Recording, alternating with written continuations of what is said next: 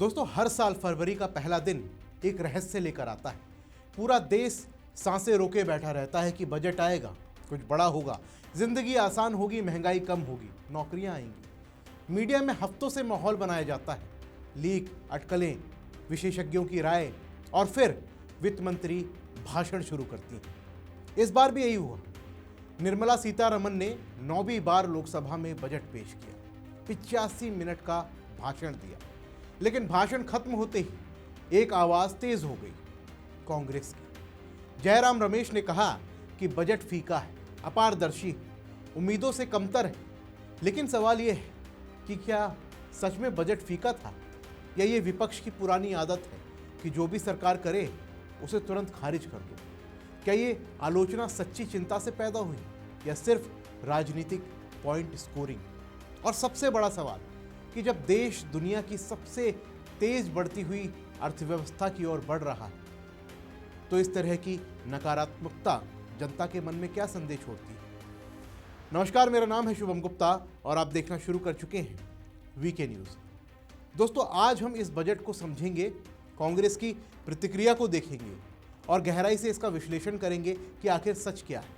चलिए पहले पूरी खबर को विस्तार से समझते हैं। वित्त मंत्री निर्मला सीतारमण ने आज लोकसभा में वर्ष 2026-27 का आम बजट पेश किया। ये उनका 9वां बजट था और भाषण करीब 85 मिनट लंबा रहा।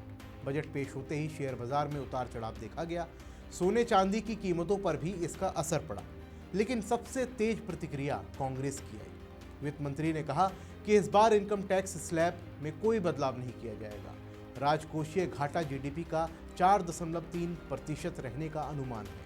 उन्होंने जोर देकर कहा कि भारत दुनिया की सबसे बड़ी अर्थव्यवस्था बनने की ओर बढ़ रहा है।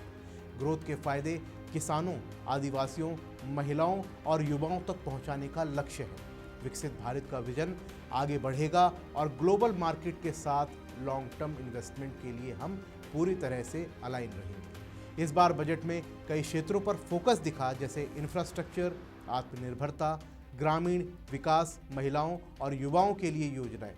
लेकिन कांग्रेस ने इसे तुरंत फीका करार दे दिया।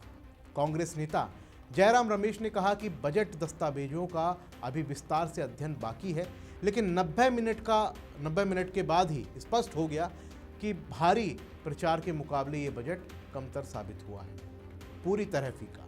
उन्होंने आरोप लगाया कि भाषण पारदर्शी नहीं था, क्योंकि प्रमुख कार्यक्रमों और योजनाओं के लिए बजट आवंटन की स्पष्ट जानकारी नहीं दी गई। दोस्तों, अब इन बातों को गौर से देखते हैं और जानते हैं कि क्या जयराम रमेश ठीक कह रहे हैं। सबसे पहले तो बजट की टाइमिंग देखिए।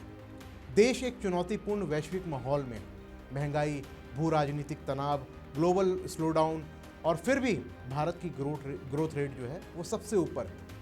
फिस्कल डेफिसिट को 4.3% पर रखने का लक्ष्य, ये जिम्मेदार बजटिंग का एक संकेत है। इनकम टैक्स स्लैब में बदलाव ना करना, ये स्थिरता का संदेश है। अचानक बड़े बदलाव से मध्यम वर्ग में भ्रम फैलता है, इसलिए सरकार ने स्थिरता चुनी। लेकिन कांग्रेस की प्रतिक्रिया तुरंत, बिना पूरा अध्ययन किए, फीका। जयराम रमेश कहते हैं कि 90 मिनट बाद ही स्पष्ट हो गया। अरे भाई, 90 मिनट में पूरा बजट आपको समझ में आ गया? बजट एक जटिल दस्तावेज है, सैकड़ों पेज, अनुग्रह, आंकड़े। कांग्रेस कहती है कि दस्तावेजों का विस्तार से अध्ययन बाकी है, लेकिन निष्कर्ष उन्होंने पहले ही निकाल लिया। ये गंभीरता है या सिर्फ मीडिया हेडलाइन बनाने की जल्दबाजी? दोस्तों, कांग्रेस की पुरानी आदत है कि जो भी बजट आए उसे फीका, अपारदर्शी, कॉरपोरेट परस्त कह दो, लेकिन कभी कोई वैकल्पिक विजन नहीं देते। अगर बजट फीका है तो आपका क्या प्लान है? फिस्कल डेफिसिट कैसे कम करेंगे? ग्रोथ रेट कैसे बढ़ाएंगे? किसानों, महिलाओं, युवाओं के लिए क्या करेंगे? कुछ सोचा है आपने? कुछ नहीं, सिर्फ नकारात्मकता। दोस्तों, ये नकारात्मकता खतरनाक है। देश जब आगे बढ़ रहा है, निवेश आ रहा है, दुनिया भारत की ओर देख रही है, तब विपक्ष का काम सिर्फ आलोचना नहीं, रचनात्मक सुझाव देना भी होना चाहिए। लेकिन कांग्रेस सालों से यही कर रही है। हर अच्छी बात को खराब बताओ, हर उपलब्धि को कमतर करो। जनता देख रही है, जनता समझ रही है कि ये राजनीतिक मजबूरी है, सच्ची चिंता नहीं है। और अपारदर्शिता का आरोप बजट भाषण में मुख्य बिंदु स्पष्ट होते हैं। विस्तार दस्तावेजों में हर साल यही प्रक्रिया है। कांग्रेस खुद भी सत्ता में रही है, तब क्या हर आंकड़ा भाषण में गिना जाता था? ये दोहरा मापदंड नहीं तो और क्या है। दोस्तों, हर बजट परफेक्ट नहीं होता, कोई भी बजट हर किसी को खुश नहीं कर सकता, लेकिन इसे तुरंत खारिज करना, बिना किसी ठोस आधार के फीका कहना, ये लोकतंत्र की परिपक्वता नहीं दिखाता। ये दिखाता है कि विपक्ष अभी पुरानी सोच में फंसा हुआ है, सिर्फ विरोध के लिए विरोध करना। आखिर में यही सवाल रह जाता है कि बजट देश की दिशा तय करता है।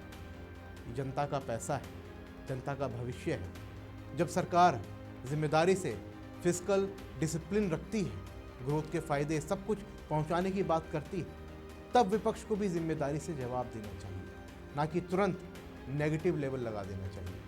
जनता सब देख रही है, जनता तय करेगी कि कौन सच्चाई की बात कर रहा है और कौन सिर्फ राजनीति।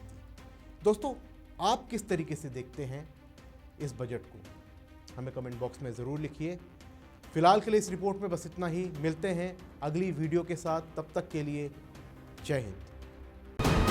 वीके न्यूज, राष्ट्र के नाम।